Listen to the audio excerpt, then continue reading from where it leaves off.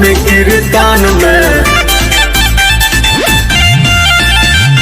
छोड़ी किताब हम घूमे कीर्तन में, साहब के विचारवा नया मोरे मान में। हो गई कंगाल पूजा पाठ के चक्कर में, अरे हो गई कंगाल पूजा पाठ के चक्कर में।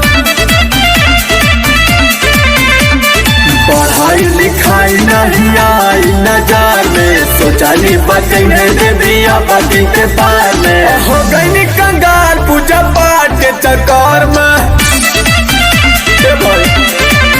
हाँ हाँ हो गई कंगाल पूजा पाठ के चक्कर में।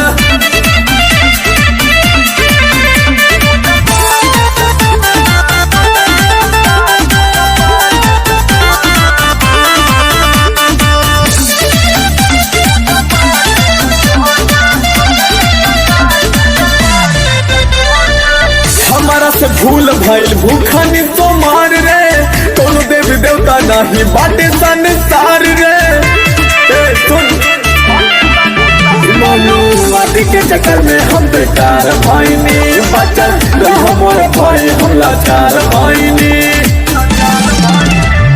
माना कहना चला बुद्ध के शरण में, जानी तू पड़ा पाखंडी भरमार में। हो गई कंगाल पूजा पाठ के चक्कर में,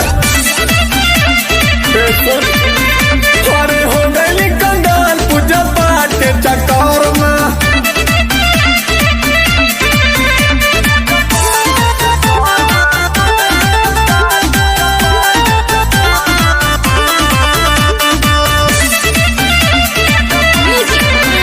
भाई भैया सुनता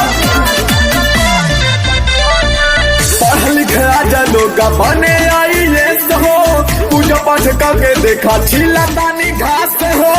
ये प्रदीप सुना हो, छोड़ा आरती के थाली ला किताब के, प्रदीप माना अजमान इसके बात के। अभी से घूमे लाया जे देखा फुलबिलार में, नीरज बड़ा मोधया पर घूमे ले शहर में। हो गई कंगाल पूजा पाठ के चक्कर में।